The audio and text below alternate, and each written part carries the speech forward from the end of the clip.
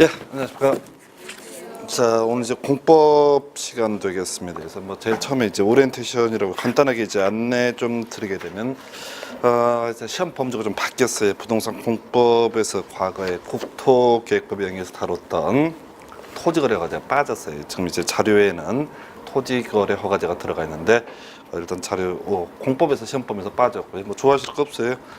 공인중개사법으로 옮겨가요 이게. 그래서 과거에 이제 외국인 토지법하고 그 다음에 토지거래 허가제, 그다음에 부동산거래 신고에 관한 법률 요 세 개를 묶어서 부동산거래 신고 등에 관한 법률을 이렇게 옮겨가거든요. 그래서 어차피 이제 토지거래 허가제 뭐 이런 내용들은 이제 공인중개사법 시간에 시험 범주에서 아마 다루어지게 될 겁니다. 그래서 실제 내용상의 변화는 없다고 보셔야 되고요. 공법만 약간 범위가 줄어들게 됩니다. 자, 그다음에 이제 지금 또 처음 하시는 분들도 있을 테고, 뭐 또 해보신 분들도 있을 테고, 일단 공법에 있어서는 힘듭니다. 많이 있어 양 자체가 뭐 장난이 아니게 많고, 웬만큼 뭐 공부를 했다 한들 학원 강사들도 풀기 어려운 정도의 문제들이 사실 출제가 되고 있습니다. 요 근래도 뭐 그런 학원에서 있었죠. 시험 끝난 날 그 오후 2시 반인가 끝나죠. 그 다음에 이제 한 3시 반 정도에 가답안을 냈어요. 근데 두 문제가 세 문제가 틀렸어요. 그래서 그런 걸 왜 하나 몰라요. 저는 절대로 가답은 내지 않습니다. 그래서 가답은 내 가지고 맞추면 본전이고 하나라도 틀리면 개망신이에요. 근데 그게 이제 그 학원 강사들이 책 펴놓고 풀거든요. 그래도 한 문제 또는 두 문제가 틀리는 게 정상이에요. 워낙 이제 문제를 작정을 하고 내는 게 하나의 틀이다 보니까. 그래서 이제 공법의 경우에 이제 공법이 양이 좀 많다 보니까 이제 빠지는 함정이 뭐 무지하게 열심히 한번 해보시려고 그러는데 뭐 해도 제가 보기에는 한계가 있습니다. 그래서 결과적으로 이 공법 한 과목만 생각을 해서는 안 되고요. 나머지 뭐 2차만 준비하신다라고 하더라도 뭐 공인중개사법이라든가 혹은 뭐 세법 이런 것들을 골고루 하시는 것이 제일 좋은 방법. 특히 등기법 어렵다고 해서 포기하고 뭐 한다고 해서 뭐 포기하고 뭐 그러다가 이제 공법 갖고 끝장을 보겠다 하는데 인생이 끝장나요. 공법에서는 끝장을 볼 수가 없습니다. 그래서 문제가 좀 쉽게 나오면은 뭐 한 70점 나온다고 치고 어렵게 나오면 55점, 60점 정도.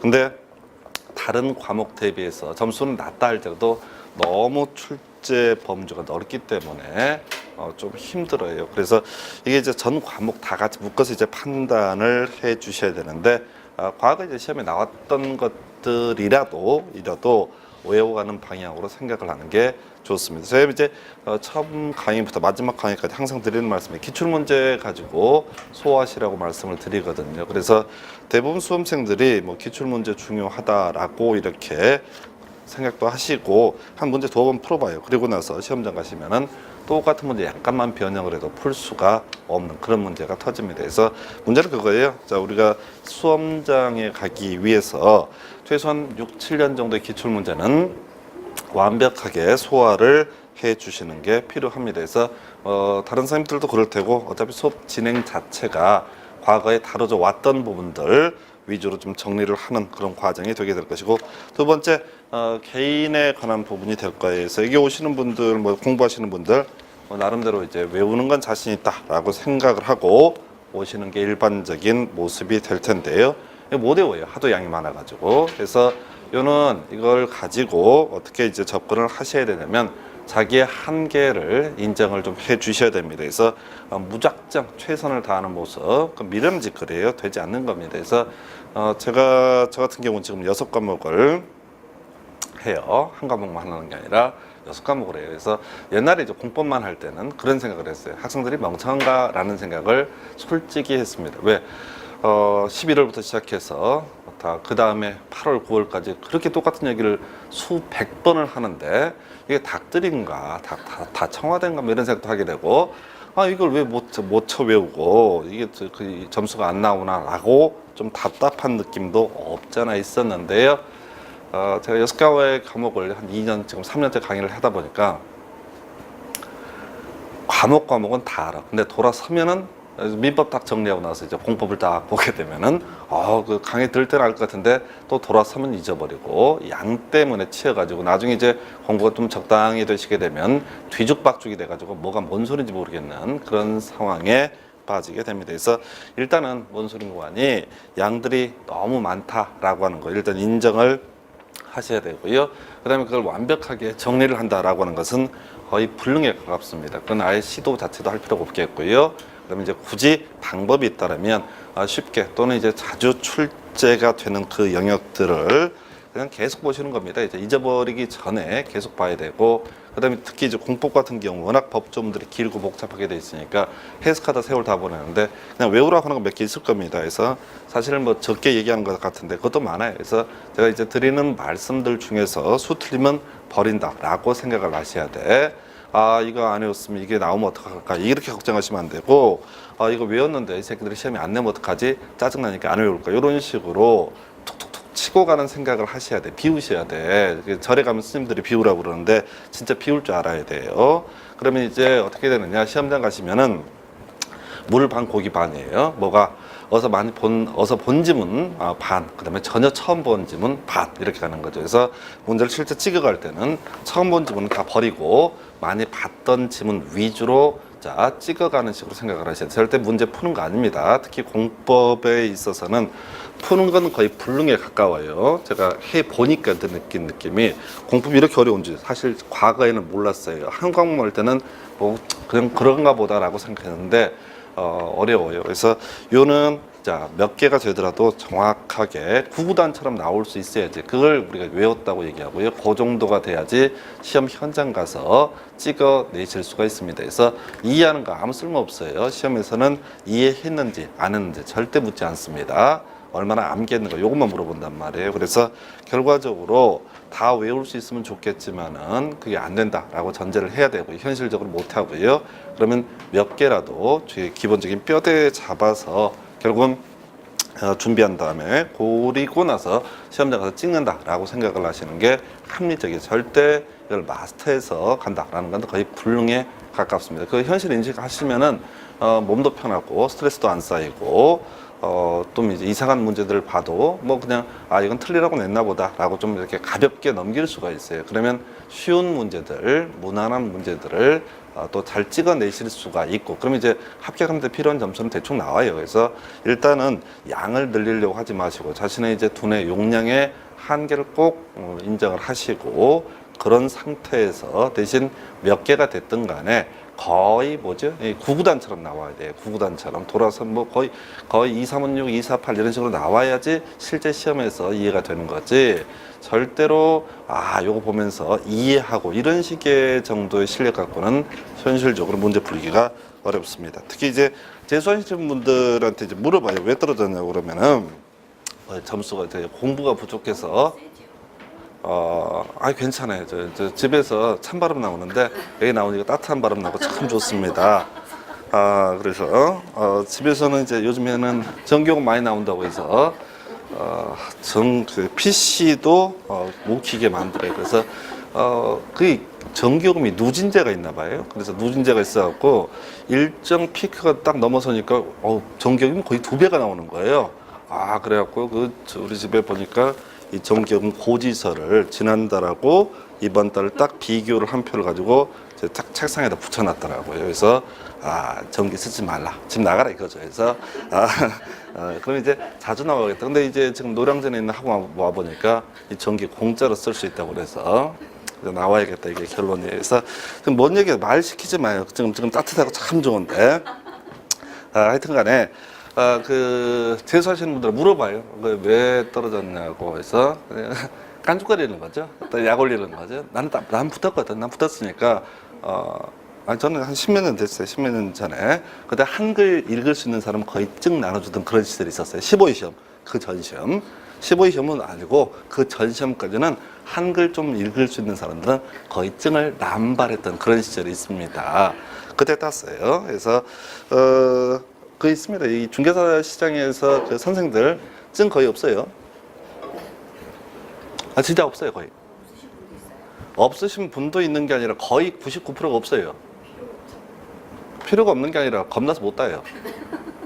아 진짜로. 왜 그러냐면은 예를 보십시다. 민법 선생님 같은 경우는 민법을 엄청나게 연구하고 엄청나게 공부를 하고 빡시게 해요. 아침, 점심, 저녁으로. 개론 선생님도 자기 공부 열심히 하실 테고 나머지 다 똑같아. 죽기 살기로 공부를. 그럼 그분이 나머지 과목을 공부한다고 생각해봐요. 5배 시간을 더 할애해야 된다고 생각하는 거예요. 민법을 마스터하기 위해서 몇 년이 걸렸단 말이에요. 그러면 공법도 마스터하고 뭣도 마스터하고 뭣도 마스터하고 하려면은 한 20년 걸리겠다 이렇게 계산이 되는 거예요. 왜냐면 강의도 해야 되고 시간들이 부족하니까. 그게 절대 못 따는 거예요. 시도 자체를 하지 않아요. 왜? 진작에 생각하니까. 실력을 생각하니까. 실력 얘기가 중요한 게 아니에요. 실력이 아니라 어차피 시험에서는 답을 얼마나 잘 찍었냐 또는 잘 못 찍었냐 요 싸움이에요. 실력이 있으면 잘 찍을 거다. 아니 그건 이제 서울대학교 갈 때 하는 얘기고 이 운전면허 시험 보러 필기시험 보러 갈 때 뭐 진지하게 무슨 실력 갖고 승부 보는 게 아니잖아요. 아니 떨어진 사람도 있고 붙은 사람도 있는데 그냥 붙은 사람이나 떨어진 사람이나 개나 소나 그거지 뭐 얼마나 차이가 있겠어요. 그러니까 이 중개사 시험이라고 하는 것도 기본적인 공부량이 있다라고 친다면 붙거나 떨어지거나 거의 그 뭐 개나 소나. 전에 이제 붙은 분 중에 한 분이 그 주변에서 이제 물어봤죠. 어떻게 붙었냐고.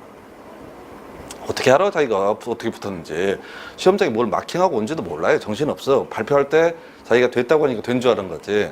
자꾸 물어봐 공부하는 방법을. 자기가 어떻게 알아 그 사람이. 그래서 그분이 그 교회 다니셨는데 성령의 도움.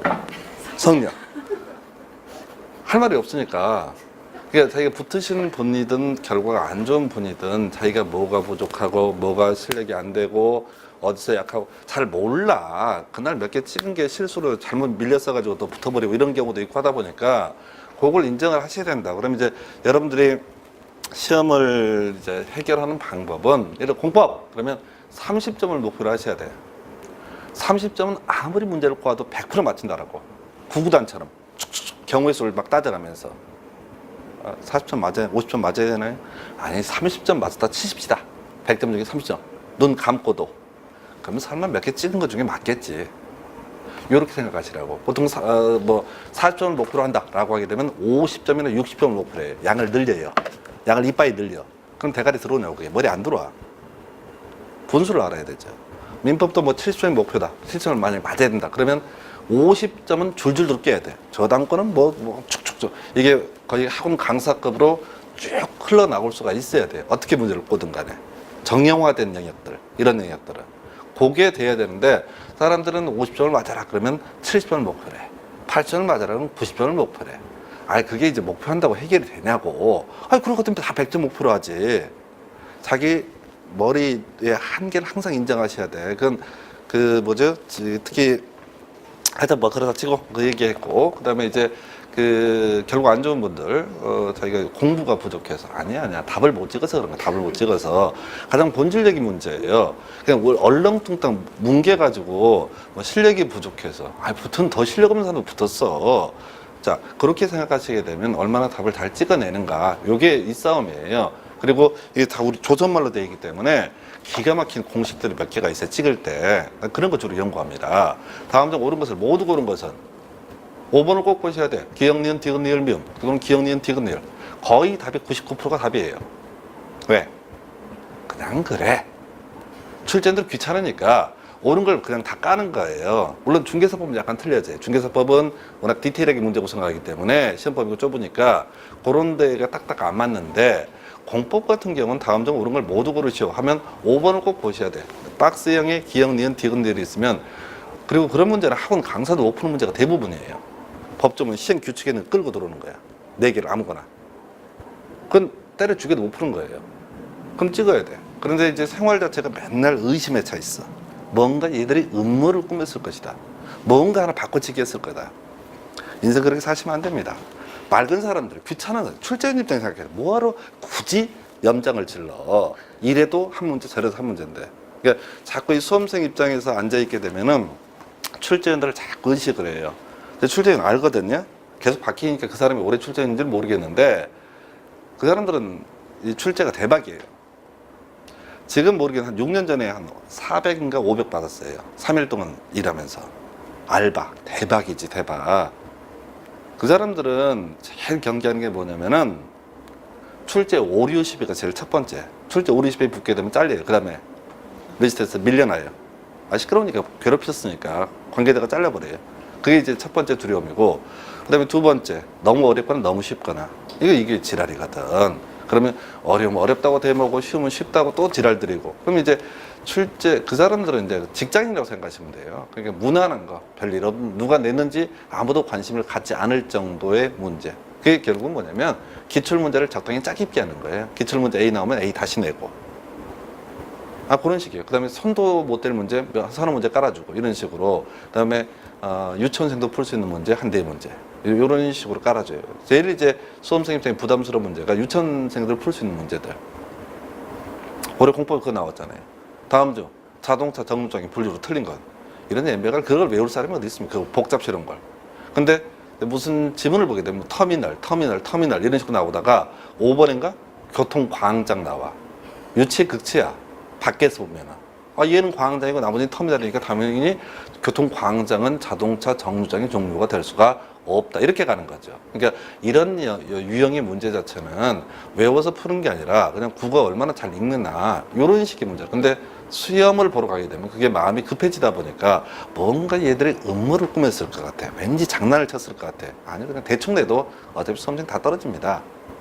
그래서 일단은 수험생 입장하고 그다음에 출제인 입장 말씀드렸고, 그다음에 제일 중요한 이슈는 외워야 된다. 그러려면 이제 방법은 양을 줄여야 된다. 조금만 더 하고 싶어도 참아야 된다. 그리고 마지막에 외웠는데 돌아서면 잊어버린다는 거. 그것도 그냥 운명으로 받아들이셔야 돼. 머리 쥐어뜯고 내가 머리가 나쁜가 보다 이렇게 생각하시는 분들이 있고요. 막 스트레스 쌓이는데 머리 나쁜 건 맞아요. 머리 좋은 사람들 이럴 때 온천 이런 데 갑니다.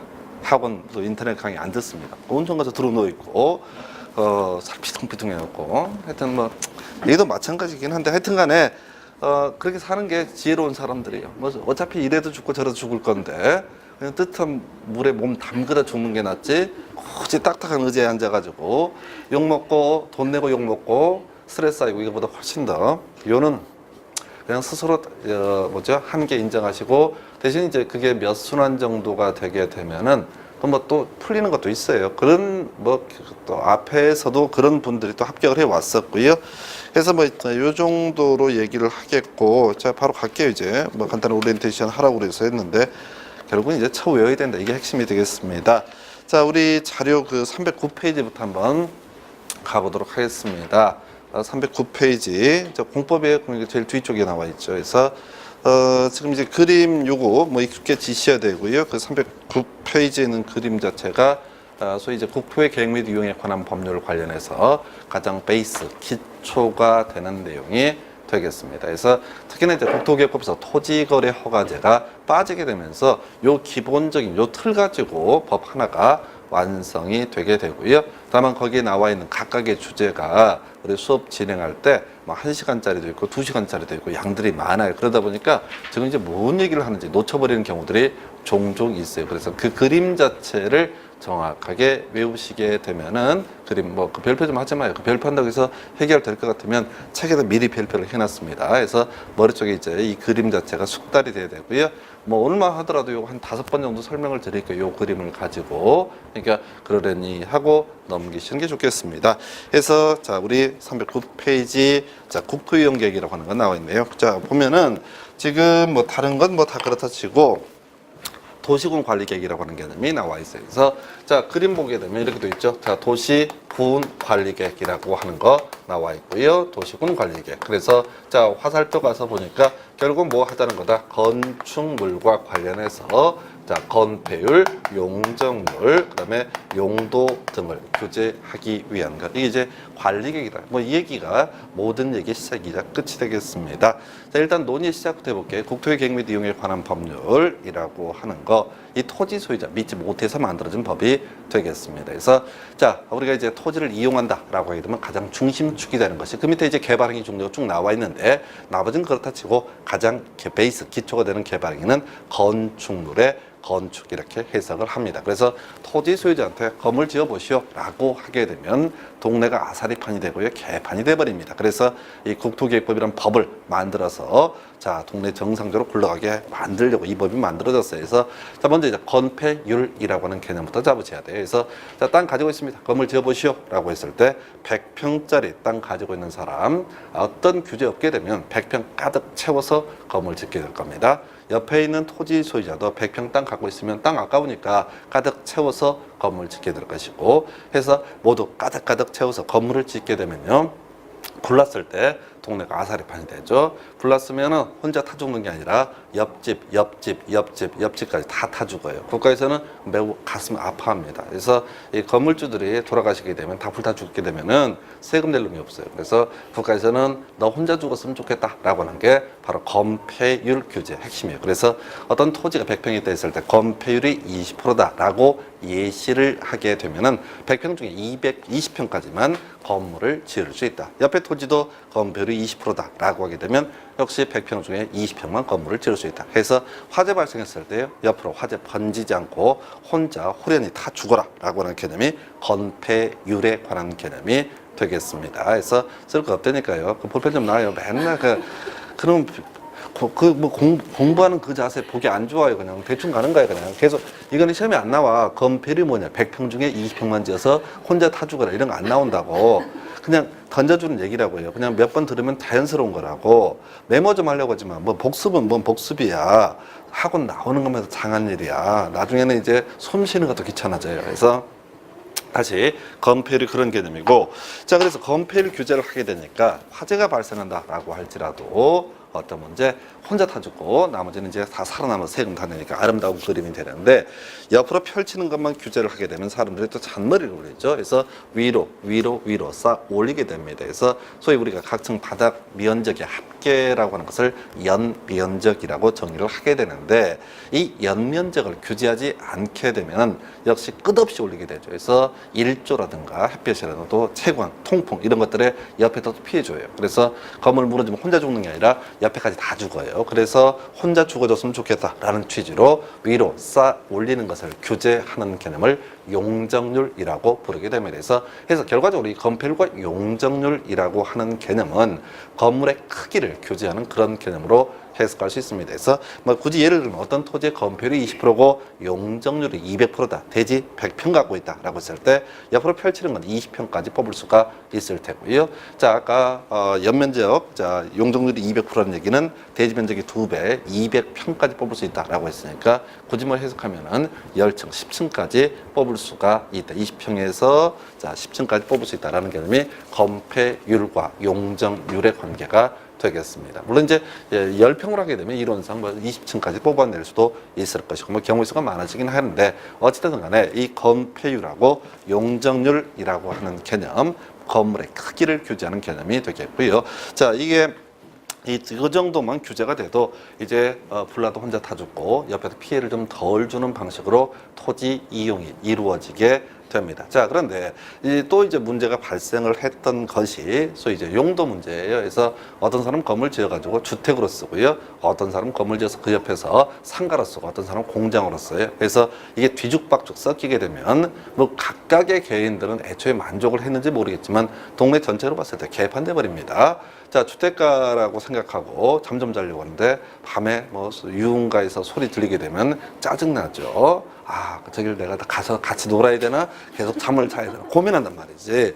또 거꾸로 상가 입장에서 술 팔아야 되는데 그 아줌마가 말입니다. 옆집 주택에 있는 아줌마가 밤 12시인데 애 업고 나와서 그 서성입니다. 아저씨 기다리는 거죠. 근데 그 술집 오던 아저씨들 가슴이 섬뜩해서 그 술집 못 오죠. 저 아줌마가 그 아줌마인가 싶어가지고, 해서 이게 바로 용도라고 하는 것도 규제할 필요가 있다. 또 생각해봐요. 이러면 뒤에 이제 장례식장 이런 것도 공부를 하는데, 나 주택이야. 근데 옆 건물이 장례식장이야.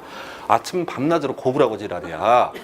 미치는 거죠. 또 장례식장 옆에서도 시체 운구하고 이런 짓거리 해야 되는데, 애들 초등학생들이 아침에 출근한다고 가방 메고 바로 앞에 지나간다고 생각해봐요. 서로 불편하지. 그래서 바로 이 건축물의 용도라고 하는 것을 규제할 필요가 있다 해서 자 이렇게 건폐율, 용적률, 용도전 요 세 가지 가지고 이런저런 규제를 다루고 있는 것이 바로 이 도시군 관리 계획이라는 개념이 되겠습니다. 그래서 이 얘기가 모든 베이스에 모든 기초고 나중에 이제 간접적으로 이제 높이지 않은 문제도 발생해요. 그래서 건폐율과 용적률 자 옆으로 펼치고 위로 쌓아 올리는 것을 규제하다 보면 높이지 않은 문제도 발생을 할 수가 있다. 그래서 결과적으로 이 도시군 관리 계획이라고 하는 것은 건폐율, 용적률, 용도제한 이게 중심축이고 그 외에 높이 등을 규제하기 위한 게 그래서 자 이 도시군 관리가 누구한테 필요해요? 토지 소유자한테 야 여기까지만 건물 지어라고 하는 개념 이 용도로만 지어라고 하는 개념이 바로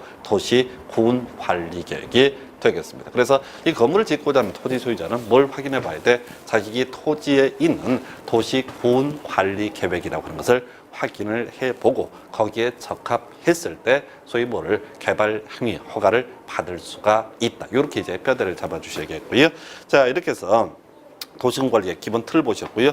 한편 여러분 자료 보니까 이 도시군 관리 계획에 대응해서 자 개발 행위 허가라고 하는 것이 있게 됩니다. 그래서 이 개발 행위의 범주가 6개가 나와 있어요. 그래서 자 건축물의 건축 나와 있죠. 공작물의 설치 나와 있고요. 토지 형질 변경, 토석 채취, 토지 분할 그리고 물건을 쌓아 놓는 행위 이렇게 6개 행위를 가리켜서 개발 행위라고 부르게 됩니다. 그래서 이런 6개 행위를 하고자 할 때는 이 도시군 관리 계획에 적합했을 때 허가를 해 줄 수가 있다. 뭐 이건 논리 구조인데 그 6개를 한번 분석을 해볼까요? 가장 중심축은요. 건축물의 건축이라고 하는 개념 되겠습니다. 다시 가볼까요? 관리 계획은 뭘 하자는 거다? 이 건축물을 건축함에 있어서 건폐율과 용적률과 용도 제한, 높이 제한 등을 규제하기 위한 계획이었었고 그 중심축은 개발행위 범주에서 건축물의 건축으로 볼 수가 있습니다. 그 대가리 따서 외우지 마요. 씨알땀짓거리니까.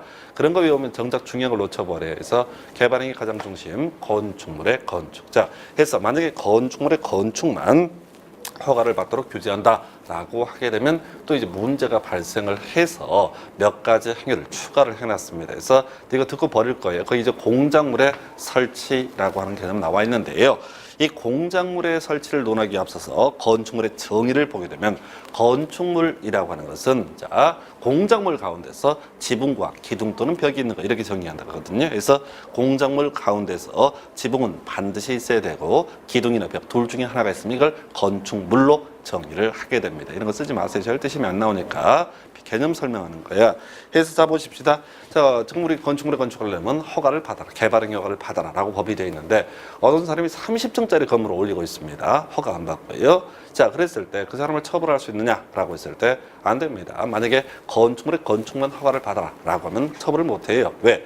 그분은 건물 지금 30층까지 이미 뽑아냈는데 와서 처벌하려고 하니까 자 지붕 찾아봐라 이거지. 아직 지붕 안 만들어야 돼 이거야. 나는 끝없이 올리고 있다. 지붕을 만들어야지 날 처벌하죠. 건축물에 건축되는 거지. 아직은 공작물에 불과하다. 이렇게 빠져나간다고. 설마 그런 양아치가 있겠어? 있지. 당연히 있지. 한 50층 지면 지그들을 어떻게 철거할까요? 철거 못해요. 아니 들어눕는 애들 있다고 법을 악용하는 사람도 있다고요. 그래서 건축물의 건축에 미치지 못하는 이 공작물의 설치도 소위 개발 행위 허가를 받아라 이렇게 되어 있는 거였어요. 건축물에 미치지 못하는 것을 가리켜서 뭐라 부른다? 공작물. 자 그다음에 토지 형질 변경이라고 나와 있어요. 토지 형질 변경.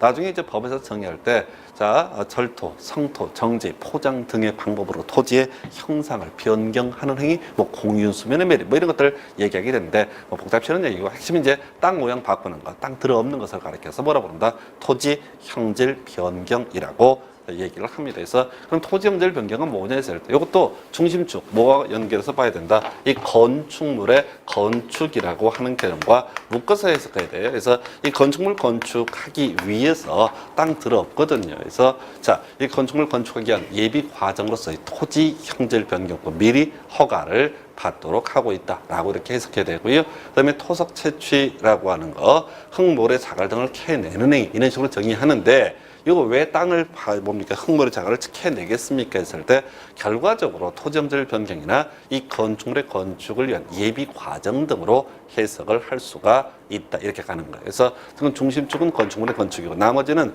자 이 건축물의 건축과 연계되어 있는 개념으로 해석을 하는 게 좋습니다. 그다음에 이제 토지 분할이 뭐냐라고 했을 때 이 토지 분할이라고 하는 것은 자 하나의 필지를 둘 이상으로 쪼개는 것을 토지 분할이라고 부르게 됩니다. 나중에 이제 건축법에서 공부를 할 때 그런 얘기를 하게 돼요. 이 토지 분할 얘기를 하면서 소위 이제 일필지, 일대지 원칙이라는 개념을 상정을 합니다. 그래서 땅 덩어리가 한 개이면 건물 한 개를 지을 수 있다. 자, 10,000평짜리 토지가 한 개가 있습니다. 주된 건물 몇 개? 한 개만 지을 수 있다. 이게 원칙이거든요. 그럼 이제 건물 굳이 두 개를 짓고 싶어, 주된 건물. 그러면 5,000평 땅 쪼개게 되면 다 바로 건물 두 개를 지을 수가 있습니다. 그래서 이 토지 분할이라고 하는 개념도 뭘 하자는 거다. 결과적으로 건축물의 개수를 늘리기 위한 그런 개념으로 해석할 수 있습니다. 그 외 잡다한 개념으로서 물건을 쌓아 놓는 행위까지 이렇게 6개를 개발 행위라고 부르게 될 것이고, 나중에 시험용 접근할 때는 이제 허가상이냐 허용상이냐 또는 신고상이냐 비교하는 것들 출제가 이루어지고 있습니다. 그러나 전체 그림을 봤을 때는 항상 중심축, 개발 행위의 중심축은 건축물의 건축으로 볼 수가 있겠다. 그러면 나머지는 이 건축물의 건축에 축이 딱 잡혀 있으면 공작물의 설치라든가 토지 형질 변경, 토석 채취, 토지 분할, 물건을 쌓는 행위 이런 것들은 다 부수적인 행위로 볼 수가 있겠습니다. 자, 다만 이제 나중에 이제 따로 이 공부를 하겠지만은 이 토지 분할이라고 하는 거 이렇게 가야 되죠. 이 토지 분할이라고 하는 것만 좀 특이한 개념인데요. 이 토지 분할이라고 하는 거 이건 개인이 하는 게 아닙니다. 이 건축물의 건축은 이 토지 소유자가 하는 거고, 공작물의 설치도 나머지 다 토지 소유자가 하는 거예요. 흙물의 자갈도 공무원이 캐주지 않습니다. 자, 그런데 이 토지 분할은 공무원이 쪼개는 거예요. 지적 공부에다가 이 땅 쪼개는 거 누가 한다고요? 개인이 쪼개는 것이 아니라 누가? 공무원이 합니다. 그래서 나중에 허가 받은 대로 제대로 공사를 했나 안 했나 확인하는 게 나중에 준공검사라고 하는 그런 개념이 될 수가 있는데요. 자, 기본적으로 건축물의 건축, 공작물의 설치, 토지 형질 변경, 토석 채취까지는 기본적으로 준공검사가 필요합니다. 그러나 물건을 일정 기간 쌓아놓고 다 치워버린다거나 또는 토지 분할이라고 하는 것은 준공검사를 요하지 않는다. 그래서 시험 문제 포인트는 이 개발 행위 중에서 토지 분할은 공무원이 하기 때문에, 즉 개인이 하는 것이 아니기 때문에 준공검사를 요하지 않는다. 이런 것들을 가지고 나중에 문제 구성이 이루어져서 지금 이제 어떤 분들 보면 이게 막 대가리 따고 딜딜딜 외우는데 그런 짓을 하시면 안 됩니다. 좋은 머리 가지고요. 그런 쓸데없는 것들 외우시면 안 돼요. 전에 보면 이제 저런 거 있었잖아요. 요즘은 그런 그런 TV 프로그램이 있는지 모르겠는데, 명절 때마다 머리 좋다는 애들, 똘똘한 꼬마 애들 끌고 나와서 뭐 전화번호 외우라고 그러고, 미친 새끼들이죠. 그 전화번호는 그냥 메모를 하면 되는 거지. 뭐하러 외워요, 뭐하러. 형편이 어려워서 핸드폰이 없었나? 그럼 수첩에 쓰면 되는 거지. 그걸 뭐하러 외웁니까? 그러니까 이 공부를 할 때 그런 걸 보면서 부러워하시면 안 돼. 쟤는 형편이 어려워서 폰이 없나 보다. 그래서 저걸 처음 외우나 보다. 나는 폰이 있으니까 난 저장을 하리. 그리고 더 좋은 건 아예 연락을 안 해버리는 거야. 그러면 그쪽에서 굳이 뭐 하고 싶은 얘기 있으면 연락하겠지. 제가 그래요. 전화 안 받아요. 그리고 이름도 저장 안 했나. 이쪽에 지금 담당 이사님이 있는데 누가 자꾸 전화 주려고 지랄이야. 안 받아. 나 잘 모르는 번호거든. 굳이 안 받아. 나는 문자를 보낸다. 전화 좀 받으라고. 넌 또 누군데? 아쉬우면 다 전화하게 돼 있어요. 아쉬우면 개강을 하는데 안 오거든요. 연락도 안 오고 나 없으면 수업 진행 못 하는데 열받아 보라 이거지. 간죽 하는 거죠. 그래서 오늘 아침에 뵀는데 매우 반가운 모습으로 이렇게 선생님 중에 대우받는 사람 저밖에 없을 거예요. 왜? 다른 선생님들 전화하거든. 내일 수업 몇 시에 하고 이런 거. 때 되면 가겠지 이런 마음으로 한번 얘기하고 있어요. 특이한 거 잡으셔야 된다고. 토지 분할은 다 준공 검사를 요하지 않는다. 메모하지 마시라고요. 아까우니까, 볼펜 아까우니까. 나중에 책 팔아먹을 거야. 이런 것만 다 뽑아서 머릿속에 담아야 돼요. 머릿속에 담아야 되고, 이 말씀을 제가 메모를 하지 말라고 하는 이유가 뭐냐면은 외우게 만든다니까요. 하루에 5번씩 얘기를 하니까 오늘은 금방 외워. 그럼 다음 주에 좀 잊어먹거든요. 또 얘기할 거야. 그럼 나중에 저 새끼 그만 좀 하지. 지겹다 이렇게 할 정도가 돼야지 실제 시험장에서 써먹을 수 있다고 해서 하여튼 개발행 중에 준공검사를 요하자는 거 2개가 있는데, 시험에 논의가 되는 것은 뭐라고요? 토지분할, 공무원이 하는 것은 준공검사를 요하지 않는다. 이렇게 이제 뼈대를 잡아주셔야 되고요. 자, 그래서 개발행위 건축물의 건축 하고자 할 때 도시군관리계획이라고 하는 것을 봐야 된다. 이렇게 정리를 해봤고요. 그럼 너무 쉽죠. 해서 제일 이제 짜증나는 내용들이 나옵니다. 그래서 이 관리계획의 내용에 용도 지역의 지정 변경에 관한 계획이라는 게 있어요. 자, 지금 거기 보면 관리계획이 용도 지역이 있죠, 용도 지구 있죠, 용도 구역이 있죠, 기반 시설의 설치 정비 계획이 있죠. 그 다음에 자, 지구 단위 계획, 도시 개발 사업 정비 사업 있죠. 이걸 처음 외운다고 생각하시면 안 되고요. 수십 번을 반복할 겁니다. 이렇게 7개를 가리켜서 뭐라 부른다? 도시군 관리 계획이라고 부르게 됩니다. 자, 요건 이렇게 가셔야 돼. 자, 귤이 있고요, 포도 있고요, 사과 있고요. 요 세 개를 묶어서 뭐라 부른다? 바로 과일 이렇게 묶을 수가 있는 거죠. 그래서 결과적으로 용도 지역을 굳이 7글자로 표현을 해보시오라고 하게 되면 그걸 뭐라 부른다? 도시군 관리 계획이라는 표현을 쓰게 되는 겁니다. 용도 지역이 뭔지 찾아보지 말라니까요. 그냥 용도 지역을 또 다른 표현으로 뭐라 부를 수 있다? 도시군 관리 계획. 용도 지구의 지정 변경에 관한 게 뭔지 몰라. 너 그 말이 그 말 같고. 해서 용도 지구도 또 다른 표현으로 뭐라 부른다? 도시군 관리 계획 이렇게 하시는 거야. 절대 한 번에 못 외워요. 이 전체 용도 지역 지구 한 3일 강의를 해야 된다고 전체를 다 묶어서. 근데 항상 각 영역을 공부하실 때마다 하나를 또 다른 표현으로 뭐라 부른다? 도시군 관리 계획 이렇게 하는 거예요. 자, 세 번째요. 자, 용도 구역 제도가 있네요. 그래서 용도 구역이라고 하는 것도 결과적으로 뭐가 된다? 도시군 관리 계획의 일종이다. 이렇게 가시는 거야. 그래서 지금 이게 뭐 어떤 내용인지 하나도 몰라요. 근데 우리가 이제 주어진 정보 차트를 보니까 용도 지역이, 지구가 구역이 도시군 관리 계획, 또 하나요. 기반 시설의 설치, 정비, 개량에 관한 계획도 뭐가 된다? 도시군 관리 계획이라고 부르고 있습니다. 예, 그리고요, 지구 단위 계획이라고 하는 것도 도시군 관리 계획으로 부르고 있습니다. 그래서 자, 이 외에도 도시개발사업 정비사업도 있는데 이 도시개발사업 정비사업은 다른 법에서 따로 공부를 하게 돼요. 그래서 전체 그림에서는 도시개발사업 정비사업도 소위 관리계획, 좀 이따 따로 설명을 드리긴 할 텐데 국토계획법에서 문제를 삼는 관리계획이라는 것은 용도지역, 용도지구, 용도구역, 기반시설, 지구 단위계획까지 이렇게 5개를 묶어서 부를 때 뭐라고 부를 수 있다? 도시군 관리계획. 그럼 이제 바로 해석 나와야 돼요. 앞에서 우리 관리계획이라고 하는 건 뭘 하자는 거다? 토지 소유자한테 건폐율과 용적률과 용도 제한 등을 규제하기 위한 계획이라고 했었거든요. 그러면서 용도 지역이, 용도 지구가, 구역이 기반시설이, 지구 단위 계획이 관리계획이라고 그랬어요. 그럼 이제 하나하나 분석 들어가는 거야. 용도 지역, 뭔지 몰라? 용도 지역은 뭔지 모르는데 이게 뭐 하려고 만든 겁니까? 라고 했을 때 토지 소유자한테 건폐율과 용적률과 용도 제한, 높이 제한을 규제하기 위한 방법, 수단, 계획이 바로 뭐가 된다? 용도 지역이다. 이렇게 해석을 하게 됩니다. 그리고 거기 보니까 용도 지역만 색깔이 입혀져 있어요. 그 뭔 소린 거 아니? 용도 지역만 바로 필수입니다. 나머지 관리 계획은 있을 수도 있고 토지마다 있을 수도 있고 없을 수도 있습니다. 그러나 모든 토지에 항상 존재하는 개념, 이걸 우리가 뭐라고 그런다? 용도 지역이라고 부르게 됩니다. 그래서 대한민국 어디를 가더라도 항상 그 토지는 뭐는 깔려 있다? 용도 지역이라고 하는 것은 무조건 지정이 되어 있다. 이렇게 해석하는 거예요.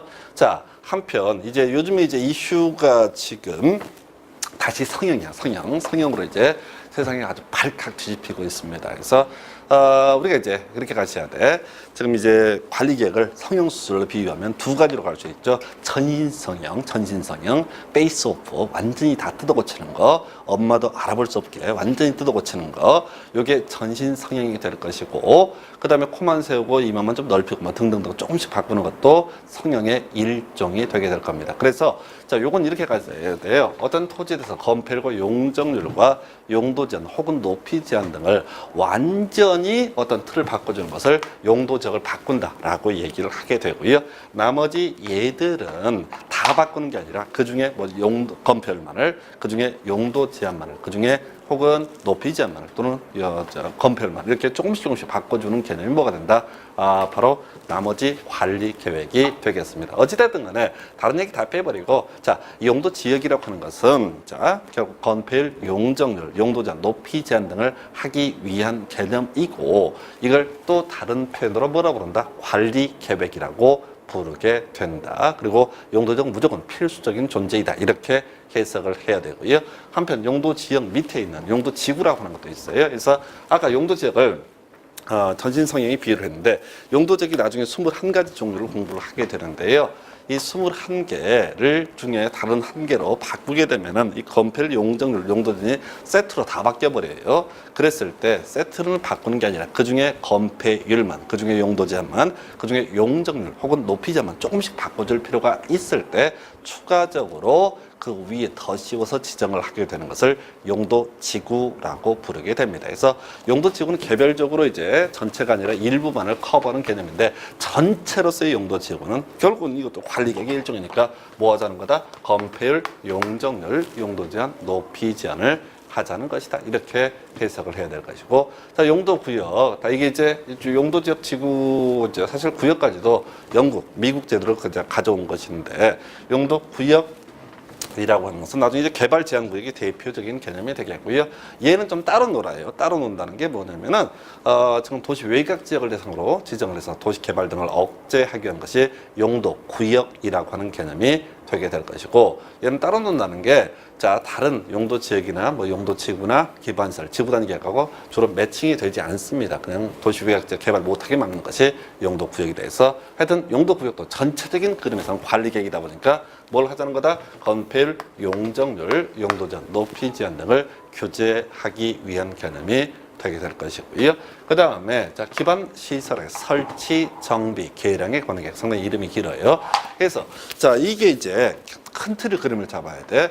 기반 시설의 설치, 정비, 계량에 관한 계획도 전국적으로 뭐가 된다? 관리 계획의 일종이다. 그래서 토지 소유자한테는 뭔지 모르겠지만 이 기반 시설의 설치, 정비, 계량이라고 하는 것도 토지 소유자한테는 건폐율과 용적률과 용도 등을 규제하기 위한 그런 수단, 방법 중에 하나가 될 것이다. 그래서 개념은 그렇습니다. 어떤 토지에 대해서 도로를, 학교를, 공원을, 녹지를 건설하겠다라고 하는 것, 이걸 우리가 기반 시설의 설치, 정비, 계량에 관한 계획이 되게 될 것이고요.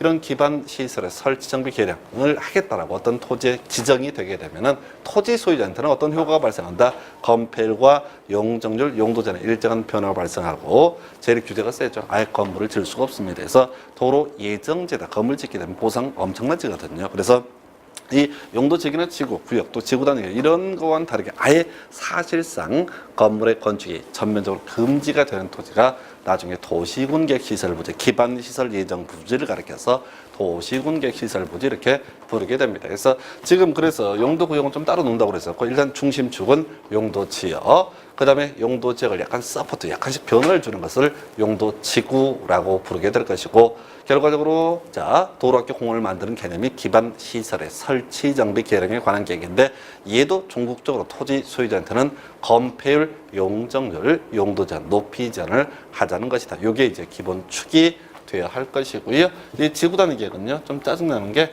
자, 전체 뉘앙스를 보셔야 돼. 자, 겁나게 빠른 용도 지역을 가리켜서 지구 단위 계획이라 부릅니다.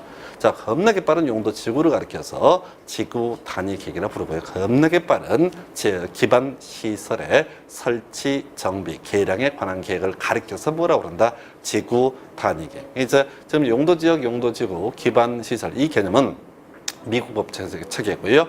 그 다음에 이제 지구 단위 계획은 독일식 체계인데, 뭐 독일이 됐든 미국이 됐든 똑같은 거지. 그런데 우리 법에 이제 두 개를 짬뽕을 하면서, 자, 우리가 용도 작성하려면 원래대로 가려면 한 10년씩 걸려요. 자, 근데 빨리 바꿀 필요가 있다는 얘기. 빨리 바꿀 필요가 있다. 근데 뭘로 한다? 지구 단위 계획을 하는 거예요.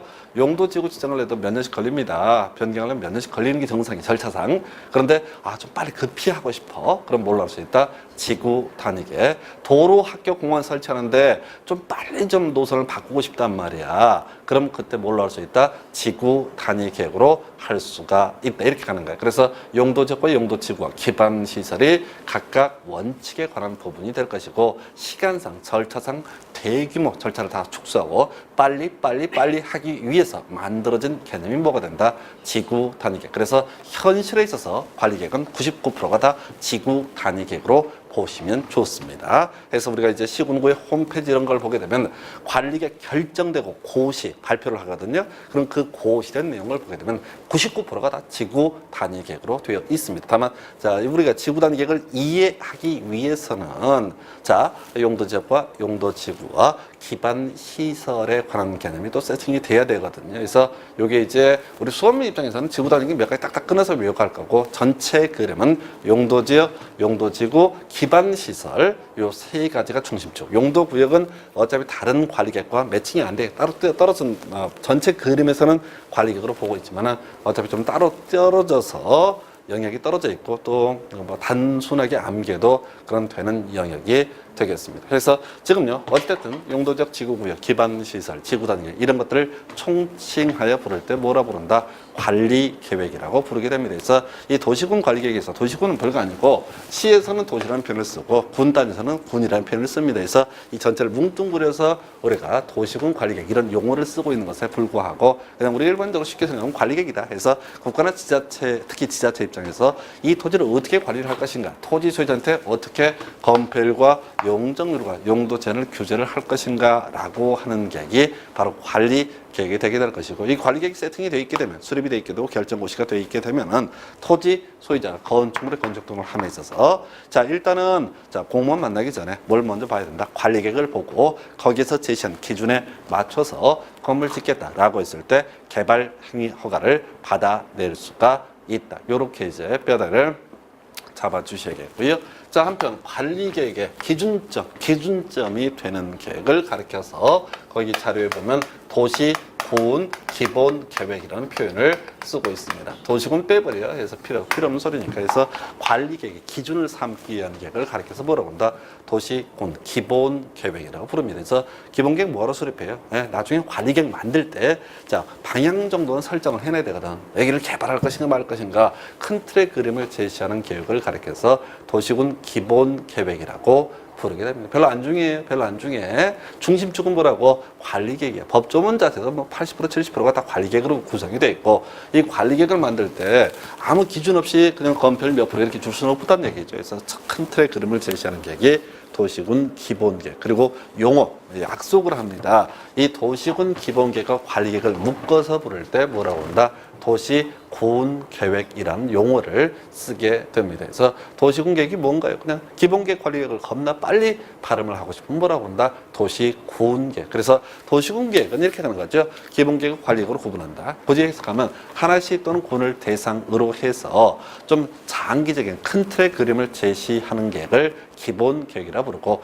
구체적으로 토지 소유자한테 건폐고 용적률, 용도 제한을 다루기 위한 계획을 가리켜서 뭐라고 한다? 관리 계획이라고 부른다. 그래서 사실은 이제 이 뭐 전체 그림에 관한 부분이긴 한데 그다지 뭐 썩 중요치는 않고요. 핵심은 관리 계획의 범주에 용도지역, 지구구역, 기반시설, 지구단계 이 하나를 또 다른 표현으로 관리 계획으로 부를 수 있다. 이렇게 이제 뼈대 잡아 주시는 것이 중요하고요. 그 다음에 그 위에 광역도시계획이라고 하는 게 있어요. 광역도시계획. 자, 안 중요해. 자, 전체 책에서는 큰 의미를 가질 수가 없습니다. 자, 이 광역도시계획은 도시군 계획과 비교를 하셔야 돼.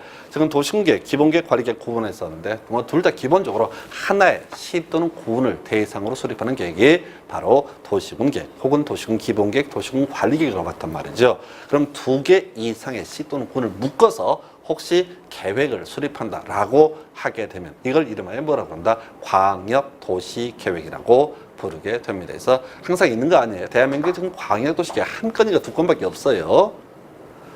대한민국 전체 광역도시 한 건이가 두 건밖에 없다고요. 이 법이 만들어지고 나서 지금 20년 가까운 세월이 흘렀음에도 불구하고 뭐 그런 거 없다고. 근데 다만 전체 체계에 관한 부분, 우리 시험을 보기 위한 시험이기 때문에 전체를 내용을 공부를 해야 되고요.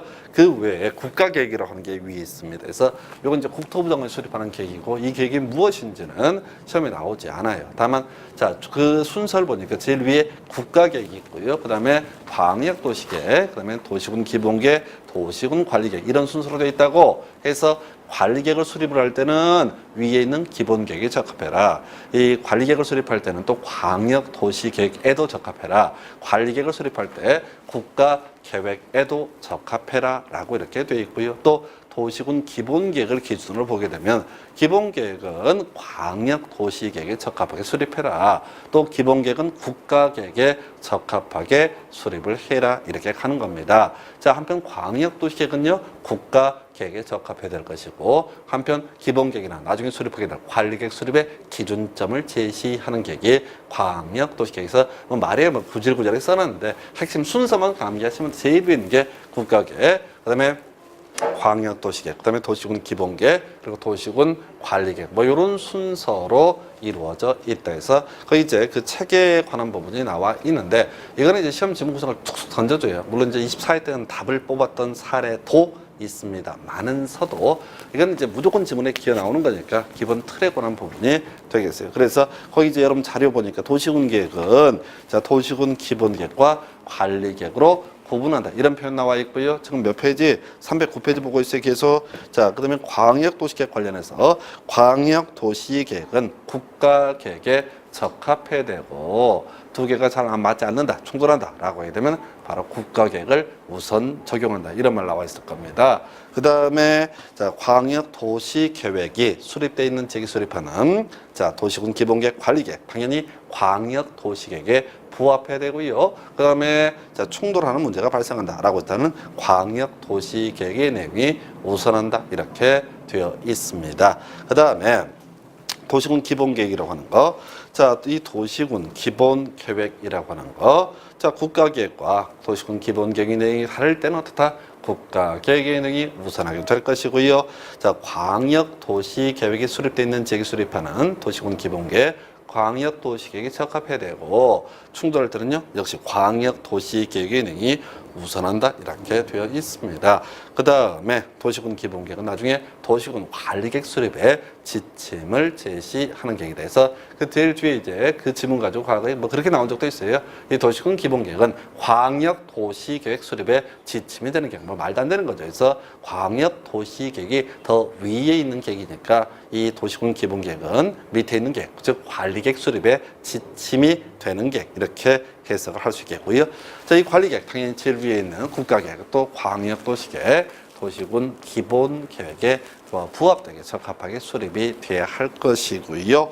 만약에 이 도시군 관리계획이 뭐 광역도시계획 기본계획에 충돌한다라고 하게 되면 상위 계획인 광역도시계획이나 도시군 기본계획을 뭐 우선 적용하는 뭐 법정은 쭉 이제 분석을 해놨는데 그 뭐 전체 그림만 아시면 되죠. 제일 위에 국가계획, 그다음에 광역도시계획, 그다음에 도시군 기본계획, 그다음에 도시군 관리계획 요 순서 가지고 이제 이런저런 얘기를 하게 될 겁니다. 그래서 지금 뭐 처음이다 보니까 이게 뭐 별거 없어요. 근데 계속 아니 뭐 공부도 그렇고 내용 자체는 별거 없습니다. 내용 뭐 저희 설명드리는 것들 특별한 내용 없고요. 그냥 문제는 이게 자주 보셔야 됩니다. 복습할 때도 그래요. 이걸 가지고 뭐 30분, 40분 뒤지게 뒤져요. 공부하다 죽습니다. 이거는 딱 3분 정도의 복습하시죠. 이 그림 가지고 3분 정도. 뭐 좋은 머리를 활용을 해야 되죠. 3분, 2번 복습하시면 금방 외워집니다. 그리고 자, 또 돌아서요. 그러면 내일 하루 있다가 3분만 투자하시라고. 그렇게 짧게 끊어서 가는. 잊어버리지 않는 게 핵심이지. 이걸 갖고 뭐 진지하게 뚫어져라 쳐다보는 거. 잊지 마. 이제 이게 읽는 게 골로 가는 거야. 이게 뭐 고시 공부하듯이 더 진지하게. 제 주변에도 뭐 옛날에 보면은 고시 준비하던 친구들 중에서 진지한 애들이 있어요.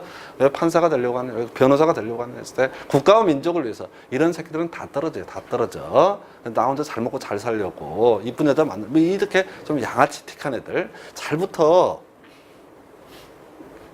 뭐냐면은 이게 안 그래도 빡신 인생인데 너무 무겁게 진지하게 좀 살지 마요. 아우 막 짜증나. 그냥 대충 살아 대충. 안 그래도 힘들어 죽겠는데 뭘 그리 그냥 나라의 운명을 다 짊어진 사람처럼 진지하게. 최소한 수험은요 솔솔솔 가시는 거야. 그래서 대신 자주 보시는 거, 잊어버리지 않는 거. 자, 들으시면 다 안 되니까. 근데 올해 좀 지나면은 남는 게 없어서 그렇단 말이죠. 그러면 이제 결국은 짧게 반복해 주는 게 이게 이제 논의 포인트 돼서 지금 309페이지의 그림 가지고 설명드렸고요. 자, 이런저런 얘기 모든 핵심 관리계획이라고 하는 것, 건폐율, 용적률, 용도 제한, 높이 제한을 다루는 것이고, 관리계획이 따로 있는 게 아니라 용도 지역을 가리켜서 뭐라 부른다? 관리계, 용도 지구를 가리켜서 뭐라고 부른다? 관리계, 용도 구역을, 기반 시설을, 지구 단위계획, 도시개발사업, 정비사업 등을 묶어서 각각을 부를 때 또 다른 표현으로 뭐라 부를 수 있다? 바로 관리계획으로 부를 수가 있다. 요 얘기에서 결과적으로 이제 국토기획법이 지금 이제 토지거래 허가에 빠지니까 이 그림, 요 두 개 축 갖고 결국은 전체 그림이 잡히게 되는 건데요. 요는 그렇습니다. 이 중에서도 용도 지역은 뭐 이제 항상 깔려 있는 거니까 가장 베이스예요. 나머지는 있을 수도 있고 없을 수도 있고. 자, 용도 지구를 논할 때도 일단 용도 지역을 전제로 얘기를 합니다. 왜? 그 용도 지구를 지정하기 위한 전 단계로서 이미 용도 지역이라고 하는 것은 존재했으니까 용도 구역을 논할 때도 최소한 뭐는 이미 존재하고 있었다. 용도 지역은 존재하고 있었습니다. 용도 지역을 전제로 얘기해요. 자, 기반 시설을, 지구 단위 계획을 얘기할 때도 항상 뭐랑 비교한다고? 용도 지역. 근데 이제 법조문 구조상 용도 지역 지구를 묶어서 표현하는 게 일반적인 용례인데 수험생 입장에서는 자, 용도 지역이라고 하면 무조건 붙어 있다. 그리고 용도 지구는 항상 법조문 구조상 습관적으로 따라올 뿐이다라고 해석을 해 주는 게 좋습니다. 그래서 지금 첫 번째 시간에 뭐 전반적인 그림 좀 설명드렸고, 자 이제 잠시 쉬었다가 지금 이제 나머지 내용들을 이어서 확인하도록 하겠습니다.